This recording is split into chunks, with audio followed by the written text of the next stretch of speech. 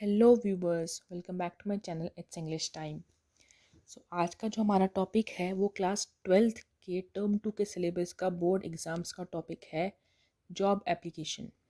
इसमें आज की वीडियो में मैं आपको जॉब एप्लीकेशन के लिए लेटर कैसे लिखना है वो मैं आपको सिखाऊंगी, जो आपके एग्ज़ाम्स में भी आएगा और जो आपको इन फ्यूचर आपको हेल्प भी कर सकता है अपनी जॉब्स के इंटरव्यू के टाइम पे जो आप एप्लीकेशन सबमिट कर सकते हो उसके लिए।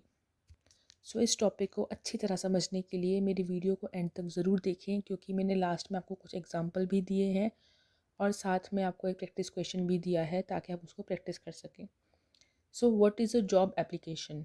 जॉब एप्लीकेशन एक टाइप ऑफ एप्लीकेशन होता है, एक टाइप ऑफ लेटर होता है जो हम जब किसी जॉब के लिए हमें अप्लाई करना होता है उसमें हम जो एप्लीकेशन लिखते हैं वो होता है आपका एक जॉब एप्लीकेशन, जिसमें आप ये बताना चाहते हो कि आप किस जॉब के लिए अप्लाई करना चाहते हो, आपकी क्वालिफ़िकेशंस क्या है, आपकी एजुकेशन क्या है, आपके डिटेल्स क्या है, आपका एक्सपीरियंस क्या है, आपका नाम, आपके पर्सनल डिटेल्स जो आप एक जॉब के लिए ज़रूरी होती हैं, वो सब जो आप अपनी डिटेल्स एक मेंशन करते हो एक लेटर में, वो होता है job application.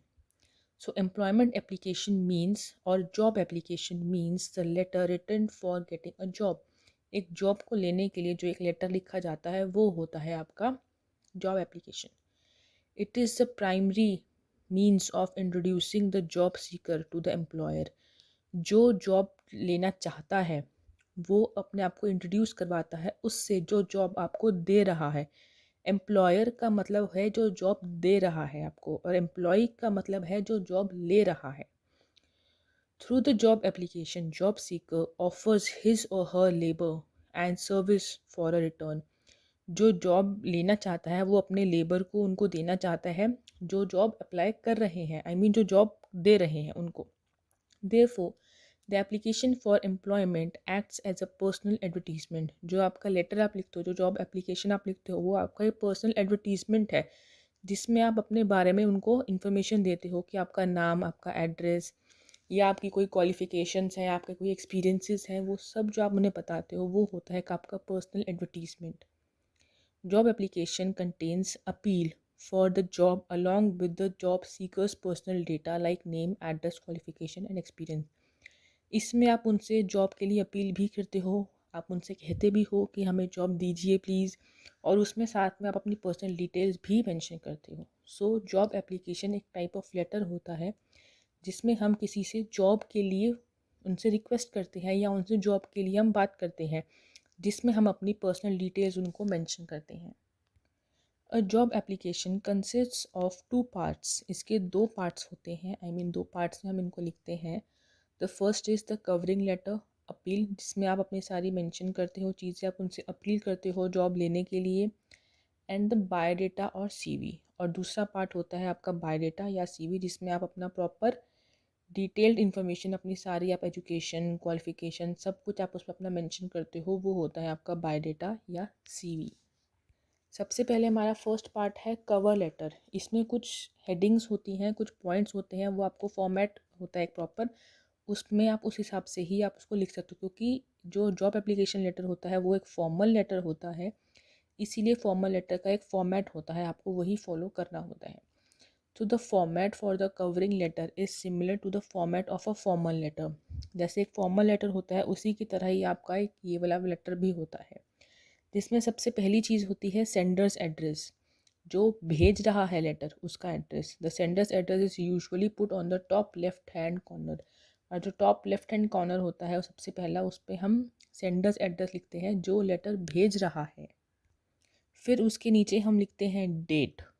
The sender's address is followed by the date. जिस दिन आप वो लेटर लिख रहे हो उस दिन की डेट आप वहाँ मेंशन करते हो, एक लाइन छोड़ के आप नेक्स्ट डेट लिख सकते हो। फिर उसके नीचे एक लाइन छोड़ के आता है रिसीवर्स एड्रेस, जिसको आप भेज रहे हो उनका address. Whether to write to above the address depends on the writer's preference. आप चाहो तो वहाँ पे टू करके भी लिख सकते हो डायरेक्ट, अदरवाइज आप इस फॉर्मेट में भी लिख सकते हो। Make sure you right the official title, name और पोजीशन ऑफ द रिसीवर। जिसको आप लेटर लिख रहे हो आपको उनका प्रॉपर नेम, टाइटल या उनकी पोजीशन पता होनी चाहिए, क्योंकि अगर आप ये चीज़ नहीं लिखोगे तो आपका इम्पैक्ट अच्छा नहीं पड़ेगा।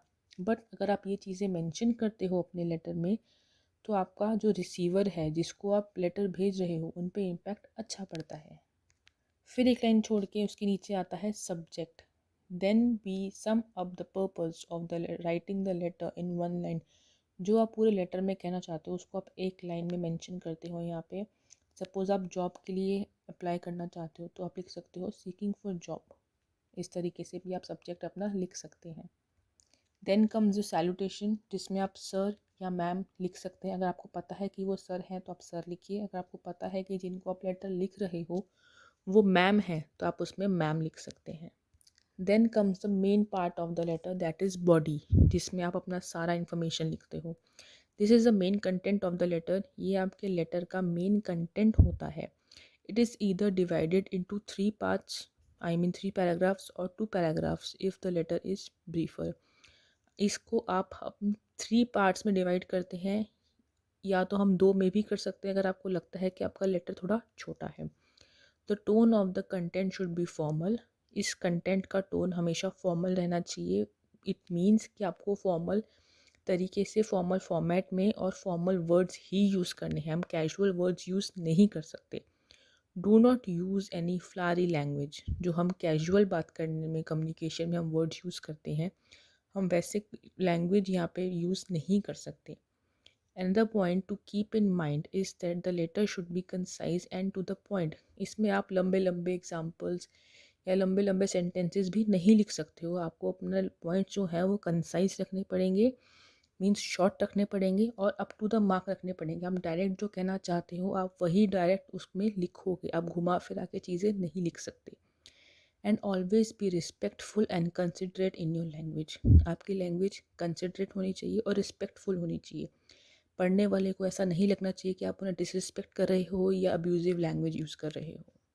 Now comes the first paragraph. इसमें हम क्या मेंशन करते हैं? Begin the body of the letter by mentioning the source. जहाँ से आपको उस जॉब के बारे में पता चला है आप वो इन्फॉर्मेशन यहाँ पे मेंशन करोगे। सपोज़ आपको न्यूज़पेपर से पता चला है तो आप वो लिखोगे। आपको किसी से सुनने में आया था आप वो लिखोगे, या आपने कहीं नेट पे कहीं इन्फॉर्मेशन देखी है तो आप वो मेंशन करोगे कि आपको कहाँ से पता चला। Also mention the post you wish to apply for. और साथ में ये भी मेंशन करोगे कि आप उस कंपनी में किस पोस्ट के लिए अप्लाई करना चाहते हो, क्योंकि एक कंपनी में बहुत सारी पोस्ट होती है। उन्हें कैसे पता चलेगा कि आप किस पोस्ट के लिए अप्लाई करना चाहते हैं। इसलिए ये भी ज़रूर मेंशन करें कि आप किस पोस्ट के लिए अप्लाई करना चाहते हैं। Paragraph 2। Here you are supposed to offer your candidature by briefing about your qualifications, achievements, previous experiences and your strengths. इस पैराग्राफ में आप अपनी क्वालिफ़िकेशंस के बारे में उन्हें बताएंगे, ब्रीफली समझाएंगे।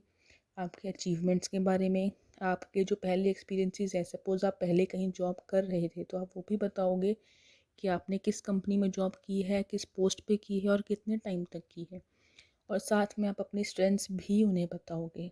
इन other words this paragraph should be an answer to the question how are you perfect candidate for the job. In short आप इस पैराग्राफ में ये समझाओगे उन्हें कि आप उस पर्टिकुलर जॉब के लिए परफेक्ट कैंडिडेट क्यों हो, वो क्यों आपको ही हायर करें किसी और को छोड़ के। तो वो आप अपने बेसिक पॉइंट्स उन्हें बताओगे इसमें। Keep in mind that it should be to the point and clear. ये बात ज़रूर ध्यान रखिए कि पैराग्राफ 2 में आप जो भी अपनी इन्फॉर्मेशन उन्हें बताओगे वो एकदम क्लियर होनी चाहिए, उन्हें पढ़ते ही समझ में आना चाहिए, उन्हें कन्फ्यूजन नहीं होनी चाहिए उसमें। You should not sound boastful. आपको बहुत ज़्यादा लो साउंड नहीं करना है उनको और बहुत ही ज़्यादा एक्स्ट्रा ऑर्डिनरी एटीट्यूड भी हमको नहीं शो करना है। अपना मॉडरेट एटीट्यूड शो करेंगे उसमें और एकदम क्लियर कट पॉइंट से बात करेंगे, घुमा फिरा के बात नहीं करेंगे। Then comes your third paragraph. In this part of the body, you are supposed to make a reference to the photograph, passport sized, biodata, or curriculum vitae, and other detailed documents that you have enclosed. You can also appeal for a one-on-one interview.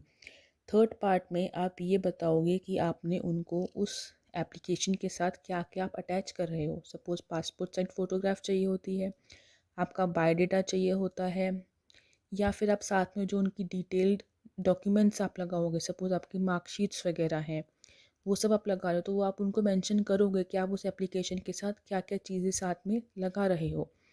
और एक चीज़ और है कि अगर आप चाहते हो 1-to-1 interview हो आपका, तो आप वो भी उसमें रिक्वेस्ट कर सकते हो कि आपको 1-to-1 इंटरव्यू भी चाहिए। Then end the body on a promising note, for example, looking forward to your positive response. ये सब लिखने के बाद एक एंड नोट आप लिख सकते हो, फॉर एग्जाम्पल जैसे कि looking forward to your positive response. It means कि आप उनके पॉजिटिव रिस्पॉन्स का वेट करोगे। सपोज पॉजिटिव रिस्पॉन्स का यहाँ पे मतलब हुआ कि आप विश कर रहे हो कि वो आपको ही हायर करें, तो ये हो गया आपका पॉजिटिव रिस्पॉन्स जो आप उनसे वेट कर रहे हो उनकी साइड से आने का। Next heading is complimentary closure. इसमें क्या होता है, at the end of your letter we write a complimentary closing the words your truthfully, your faithfully और योर सिंसियरली। जैसे हम लेटर लिखते हैं उसके बाद हम लास्ट में लिखते हैं ना अपने नाम से पहले योर फेथफुली, योर सिंसियरली और योर ट्रूली, ये सब चीज़ें आप मेंशन करोगे। इसके बाद आप नीचे अपना सिग्नेचर करोगे और ब्लॉक कैपिटल लेटर्स में अपना आप नाम लिखोगे। जो लेटर लिख रहा है उसका नाम आएगा यहाँ पे फिर। और अगर आप क्वेश्चन पेपर के हिसाब से देखो, अगर आपके क्वेश्चन पेपर में आपको कोई नाम मेंशन किया होगा तो आप वो नाम लिखोगे। अगर कोई नाम मेंशन नहीं किया है तो आप कोई भी नाम लिख सकते हो। Do not mention your personal details. आप अपनी पर्सनल डिटेल्स मेंशन नहीं कर सकते, आप रैंडमली कोई भी इंफॉर्मेशन उसमें लिख सकते हो। So now comes the second part of this topic जो है biodata. After signing you are suppose to mention the heading enclosures. इसके बाद आप एक हेडिंग मेंशन करोगे enclosures, which will include the name of the documents and testimonials attached along with the cover letter। इसमें आप ये मेंशन करोगे कि आपने क्या क्या डॉक्यूमेंट्स उसमें लगाए हैं और साथ में क्या क्या चीज़ें आप अटैच कर रहे हो। दे में include like the following. First is passport size photograph, biodata, copies of certificates, any other. इसमें आप अपनी पासपोर्ट साइज फ़ोटो लगा रहे हो तो आप वो मेंशन करोगे कि आप पासपोर्ट साइज़ फ़ोटो रख रहे हो, साथ में आप अपना बायोडाटा लगा रहे हो, आपके सारे सर्टिफिकेट्स की कॉपी लगा रहे हो, और एनी अदर में होता है कोई एक्स्ट्रा डिटेल्स जो उन्होंने मांगी हैं और आप जो उनको मेंशन करने वाले हो उनके आप नाम लिखोगे कि आप क्या क्या मेंशन कर रहे हो उसमें और क्या क्या उन्हें आप सेंड कर रहे हो साथ में। सो आई रियली होप कि आपको ये टॉपिक समझ में आया है। अब आप कर सकते हो अपने एग्ज़ाम्स में भी। अब यहाँ पे मैं आपको एक एग्जांपल के तौर पे क्वेश्चन देने वाली हूँ जिसके साथ इसका आंसर भी है, तो आप इसको देख सकते हो और आपको अच्छे से और ज़्यादा एक्सप्लेन हो जाएगा कि किस तरीके से हमें ये क्वेश्चन करना है। सो जैसे फर्स्ट क्वेश्चन आपको यहाँ मेंशन किया गया है, इसके साथ में इसका आंसर भी साथ में ही दे रही हूँ। सो नाउ ये है उस क्वेश्चन का आंसर। यहाँ पे सबसे पहले आप अपनी सारी बेसिक डिटेल्स मेंशन करोगे, जैसे sender's address, date, receiver's address और आपका सैल्यूटेशन और आपका subject.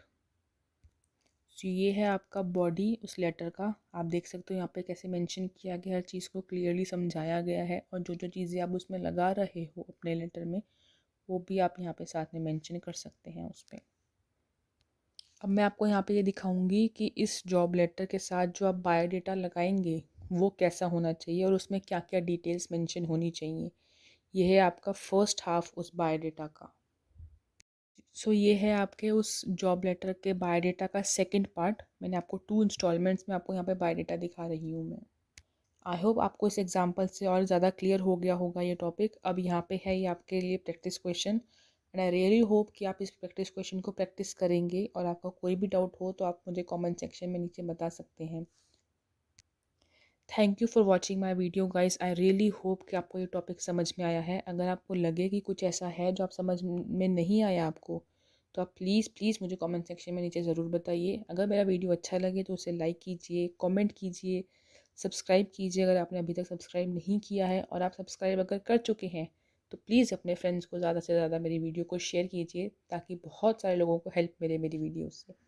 Till then bye, thank you.